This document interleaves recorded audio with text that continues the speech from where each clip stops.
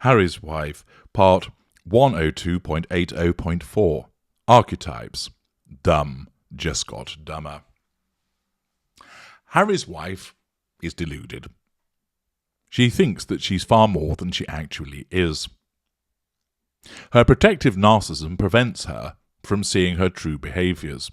It prevents her from accepting what many people have to say about her judged on her behaviour.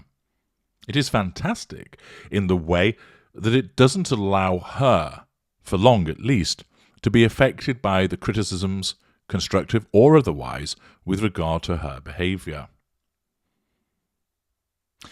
As part of this delusion, it causes her to believe that she's far more intelligent than she actually is, that what she has to say is of real consequence, of real moment, that it is profound, deep, and important. It also has caused her, with her Archetypes series, to utilise this for the purposes of facade management, the residual benefit of being paid for it, though Lord knows why, and of course to assert control. It asserts control in terms of an attempt to be interesting to the people listening to it, so that that tertiary source audience is brought under control and provides fuel, but also in terms of allowing her to utilise, in effect, a hit list. That hit list has been generated in order to allow her to deal with perceived slights. It's utterly transparent, but, for instance, the first episode was the misconception of ambition with Serena Williams, albeit Serena Williams barely got a word in. And therefore, of course, Harry's wife, as she declared on the AOL interview, which I've analysed just recently, that she is ambitious, just like her character Rachel Zane. But when she's ambitious, that's okay.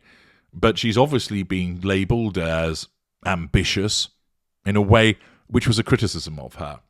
And therefore, in order to limit that, sometime later, she engages in this to say, it's all right being ambitious, and anybody who uses ambitious in a negative way is just a nasty hater. Then, of course, the duality of diva, which backfired royally with Mariah Carey gloriously accusing Harry's wife of being a diva, which caused Harry's wife to then have to slink back into the studio thereafter to assert control over Mariah because she's such a scaredy cat and wouldn't do it to her face, to talk about how, did she call me a diva?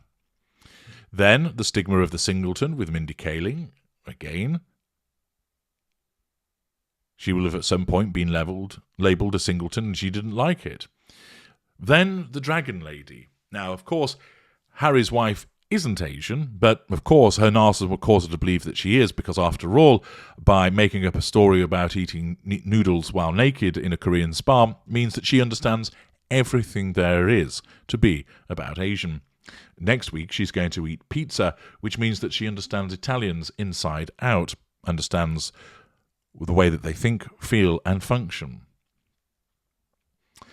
Her talk of the Dragon Lady was a thinly veiled attempt to basically deal with allegations made against her that she was sexually aggressive, because the concept of the Dragon Lady is meant to be the stereotype, not the archetype, of the ambitious, sexually provocative, forward, femme fatale Asian lady that appears as a trope in certain film and television programmes. Harry's wife conflates the two, basically because she has been labelled as aggressive and sexually provocative, something akin to the Dragon Lady, and therefore uses that episode also as an opportunity to nullify that threat to control. Then the decoding of crazy, with Deepika Padukone, Jenny Slate and Constance Wu. It is hardly difficult for you to imagine the number of times that Harry's wife has been called crazy. And then on to the bimbo. So each and every time, this isn't about Harry's wife championing these aspects with regard to the stereotypes, not the archetypes, that are used with regard to women and apparently hold them back. Because, of course, there's also the contradictions. Paris Hilton played up to being a bimbo and did so very successfully, making a massive fortune out of it. Margaret Cho played up to taking the piss out of Asian stereotypes and made a career out of it. And so, and I think, wasn't it Constance Wu that was involved in Crazy Rich Asians as well, and therefore played upon crazy? So with each episode, the attempt to break down the stereotype fails because she actually reinforces them by having guests that have played up to the very stereotype about which she speaks, which again demonstrates the lack of cognitive function on her part. Furthermore, she attempts to identify, through this facade management, as being there to champion women. Yet, of course, what we're really seeing is this is Harry's wife's hit list of going through all the things that she's ever been called and dispensing with them. It'll be interesting to see if in a future episode she addresses the question of narcissism. Be fascinating if she does. This has turned into her vendetta. In order not only to assert control with this facade management of talking about supposedly issues appertaining to women, but also to nullify those ever-present and repeated threats to her control that have come from all the labels that have been thrown in her direction. Unfortunately, it just makes her look stupid because of the own goals that she keeps scoring and the fact that with each episode they're roundly ridiculed. This has continued, of course, with the latest one about breaking down the bimbo, where her hypocrisy and sheer stupidity has been laid bare again and again. And I've demonstrated that with a variety of journalistic pieces, but it's even got worse on Twitter. Here is a variety of observations from a number of people on there. Buck Sexton writes, $1 million idea, an app that you install on your phone that blocks all news stories, social media posts about Harry's wife. Dana Lush, what did you think the gig was? By making reference, of course, to her claiming I was treated like a bimbo.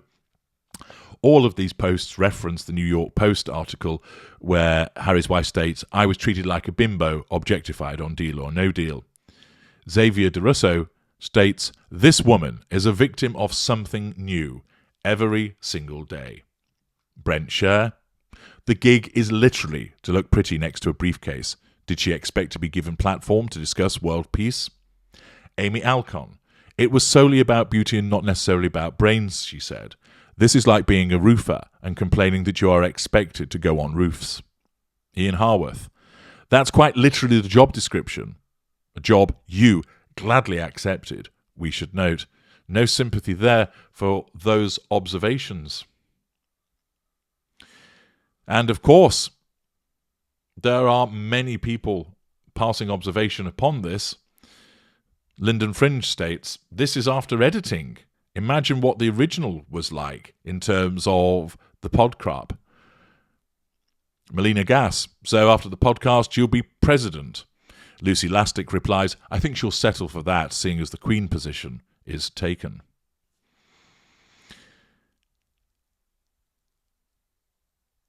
Flying Boomerang. The more Harry's wife talks, the more people see how entitled and always playing the victim Harry's wife is. She is constantly complaining and crying wolf. Susanna Rios Brannan. I watched that show and honestly I don't remember her at all. And just like her so-called work for the royal family, it's hard to remember if she did anything. Arabella Sheraton. Yawn. You can run Harry's wife, but you can't hide from the internet. Angel. She is showing that she doesn't fit in anywhere, and she doesn't have a good relationship with anyone. The royal family is not the problem. HRH. Princess Mrs. Bengal. She's like the gift that keeps on giving. Literally nobody will take her seriously. Perfect candidate for a president of the United States.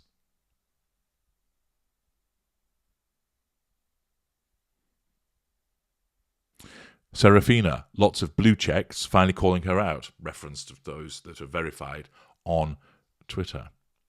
Judy, without Deal or No Deal, she wouldn't be where she is today. Got her foot in the door, as they say. So now we know who to blame for Harry's wife. It's Deal or No Deal. Unfortunately, this time it really is someone else's fault. Mrs. Stollard, Worst PR flop ever. To have at Paris Hilton on there discussing the word bimbo clearly tells you, Paris, that Harry's wife thinks you're a bimbo and hopes that you can relate with her being called one. Did Paris ask Harry's wife why she thought it best for her to chat about that word, bimbo? Lucy Lastic. Even when saying she wasn't hired for her brain and was employed as a bimbo, she still managed to praise herself on her beauty. Hashtag Harry's wife is a narcissist. And on go the comments. Harry's wife thinks she's clever. She's not. Unfortunately, her mid-range narcissism doesn't have a lot to work with regard to cognitive function. And that's why we get the word salads. More evolved narcissists would actually have something meaningful to say, something of substance. Even if they were bullshitting you, it would seem credible. She can't. She lacks the cognitive function. Remember, the narcissism can only work with what it's got. So her level of cognitive function hampers its effectiveness. The narcissism works with the looks of that person, the connections of that person, and so on and so forth. And the material that it's got isn't as bad as it would be for certain lessers, but it's certainly not brilliant, as she's being exposed time and time again. As always, she's being called out for these behaviours across social media, by famous people on Twitter, by less famous people on Twitter, and all of this is continuing to add to the repeated threats to control that she's experiencing. Her downward spiral continues. I'm H.G. Tudor. Thank you for listening.